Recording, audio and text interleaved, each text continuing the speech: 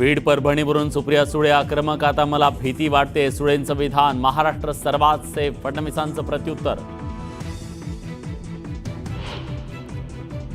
जरांगेंचा सरकारला इशारा, मनोज जरांगे उद्या घेणार पीडित कुटुंबाची भेट. बच्चू कडूंनी घेतली नितीन गडकरींची भेट. भाजप विरोधात लढणाऱ्या कडूंनी गडकरींची भेट घेतल्यानं चर्चांना उधाण. कंत्राटी कामगाराचा क्रीडा विभागाला 21 कोटींचा गंडा. 13,000 पगार आणि गर्लफ्रेंडला 4 BHK फ्लॅट दिला गिफ्ट.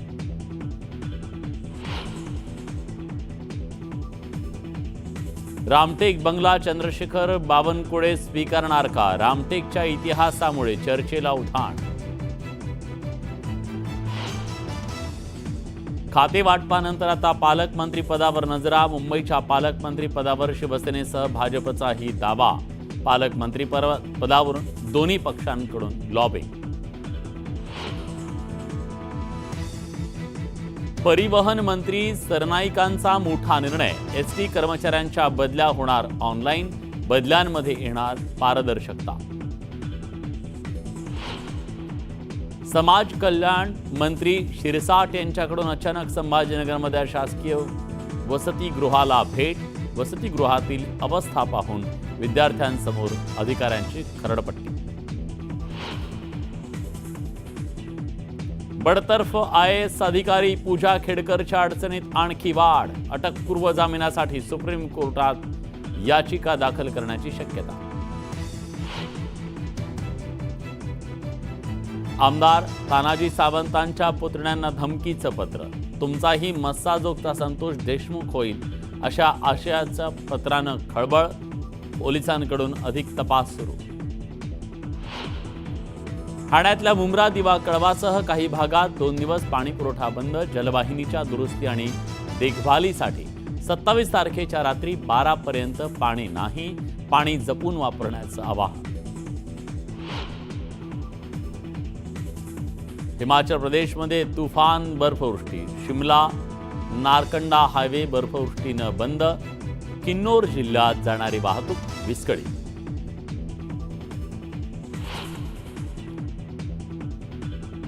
आणि विदर्भातील जंगल सफारी झाल्या फुल. ताडोबा पेंचमध्ये 2 जानेवारीपर्यंत सफारी बुकिंग फुल.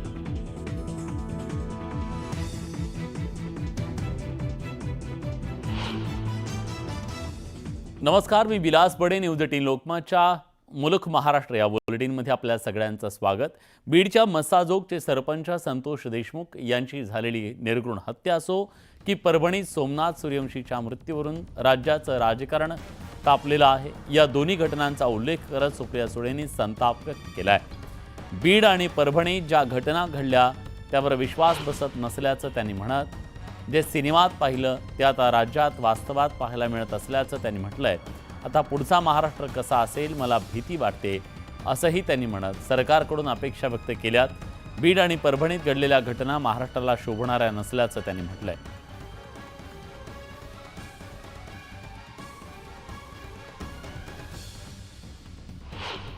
त्याच्यात या दोघांना न्याय मिळाला नाही तर पुढचा महाराष्ट्र कसा असेल, जे माझ्या मनात भीती वाटते.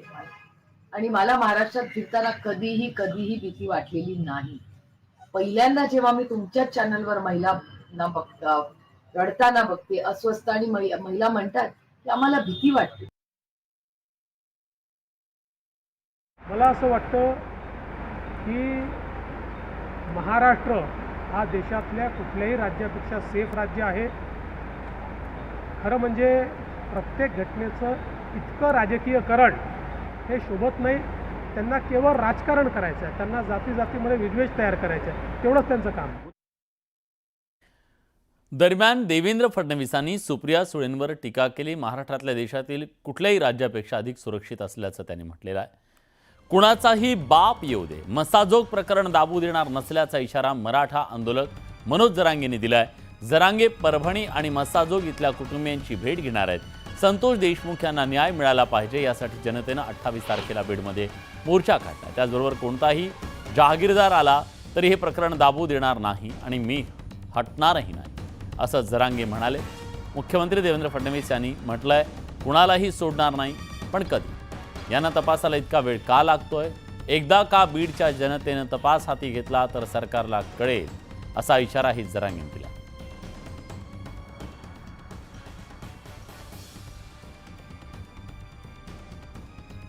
उद्या आम्ही परभणीच्या त्या बांधवांच्या घरी पण भेट देतोय उद्या, आणि उद्या मस्साजोगला पण जाणार आहे, कारण मी कळंबला पण साळेगावला जाणार आहे. मग मस्साजोगला सुद्धा भेट देणार आहे. ज्या मागण्या आहेत कुटुंबाच्या त्या पूर्ण करण्यासाठी आपण सगळेजण त्या कुटुंबाला बळ देऊया. 28 तारखेला म्हणजे डिसेंबरच्या सगळ्यांनी डिसेंबर 28ला त्या मोर्चात सहभागी व्हावं, कारण ते मॅटर नाही दाबू देत. कोणाचा पण बाप येऊ दे, ते मॅटर नाही दाबू देत. मसाजोगचे मयत सरपंच संतोष देशमुख यांच्या हत्येतील मारेकऱ्यांना कठोर शिक्षा करा या मागणीसाठी 28 तारखेला बीड शहरात निषेध मोर्चा निघणार आहे. या मोर्चाची बैठक बीड शहरातील आशीर्वाद मंगल कार्यालयात या ठिकाणी पार पडली. या बैठकीत मयत संतोष देशमुख यांच्या कन्या वैभवी देशमुख हिनं लोकांना भावनिक साथ घालत माझ्या वडिलांना न्याय मिळवून द्या अशी मागणी केली.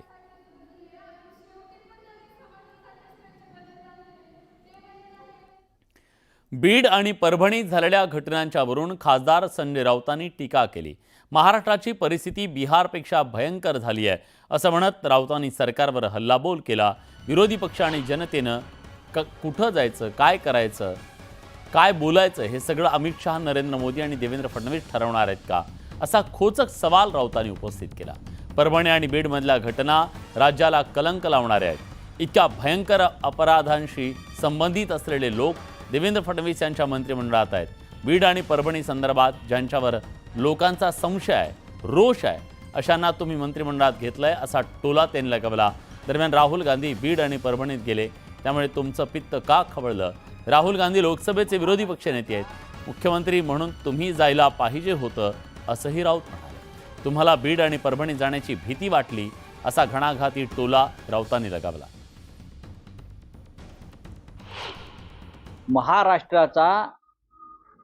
महाराष्ट्राची परिस्थिती बिहारपेक्षा गंभीर आहे, फडणवीस साहेबांनी आधी समजून घ्यावं.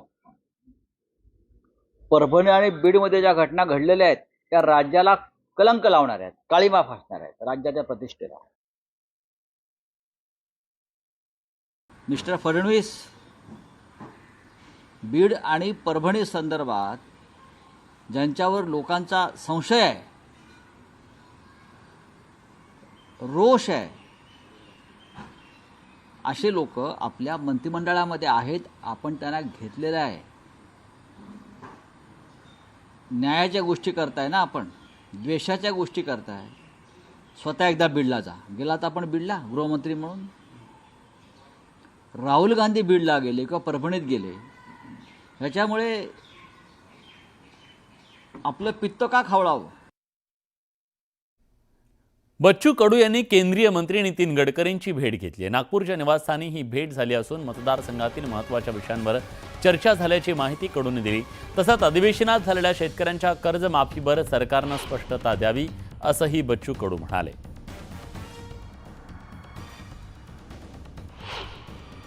राजकीय भेट नव्हती, मतदारसंघाच्या काही महत्त्वाचे विषय होते. शकुंतला एक्सप्रेस असेल आणि NHचे जे काही राहिलेले अर्धवट कामं आहे, चांदूर बाजार ते परतवाड्या रस्त्यावरचे, बैरमचे, असं एकंदरीत चर्चा झाली आणि मग उसरती थोडी राजकारणावर. जानेवारी, फेब्रुवारी, मार्च, एप्रिल, मार्चपर्यंत 3 महिने हे कर्ज वसुलीचे दिवस असतात बँकिंगसाठी. आणि यांनी घोषणा तर केली, पण ते तुम्ही जर ते लागू केली नाही, कर्जमाफी केली नाही, तर हे थकीत जाणार आणि पुन्हा कर्ज शेतकऱ्याला भेटणार नाही. याबाबत जो काही निर्णय आहे तो तातडीनं सरकारनं घेणं गरजेचं आहे.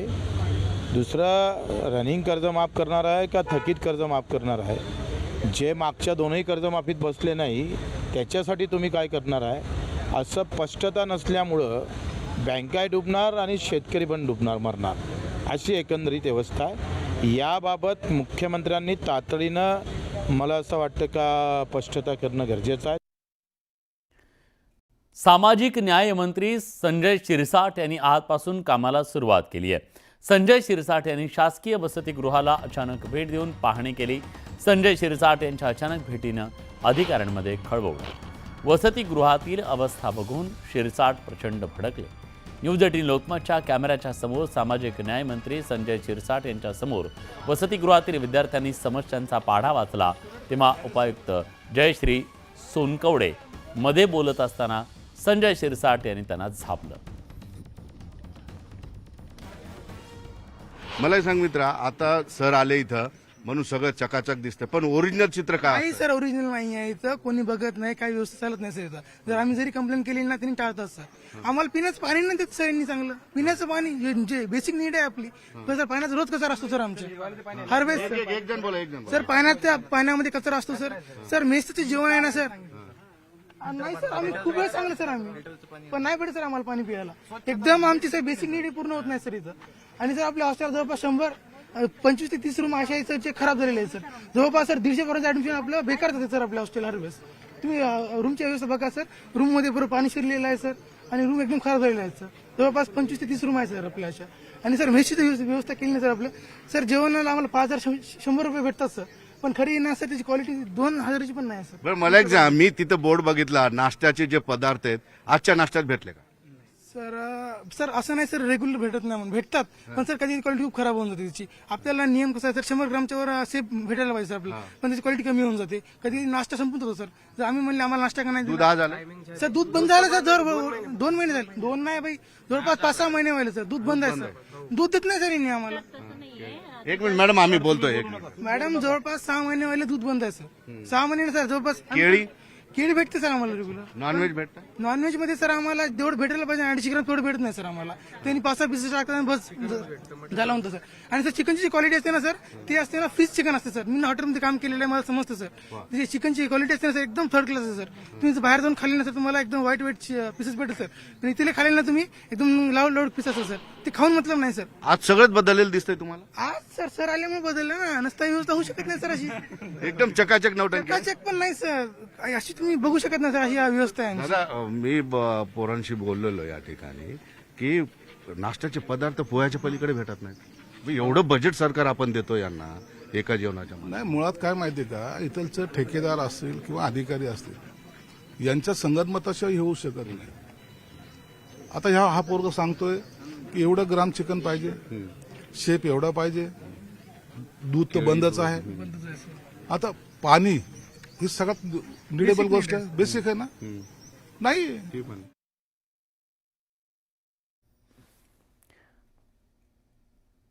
दरम्यान बीडच्या पालकमंत्री पदाबाबत मुख्यमंत्री देवेंद्र फडणवीसांनी मोठं विधान केलंय. बीडच्या पालकमंत्री पदाबाबत सगळे मिळून ठरवू, बीडमध्ये कुणाचीही दादागिरी चालू देणार नसल्याचं त्यांनी म्हटलंय.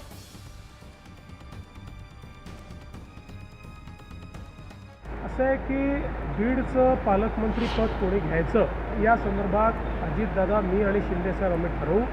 त्या संदर्भात ते कोणी घ्यावं, कोणाला द्यावं हे आम्ही ठरवू. पण बीडमध्ये कोणाचीही दादागिरी आम्ही चालू देणार नाही. अलमट्टी धरणाची उंची वाढवण्याच्या तयारीत कर्नाटक सरकार आहे. अलमट्टी धरणाची उंची 524 मीटरपर्यंत वाढवण्याचं कर्नाटक सरकारचं नियोजन आहे.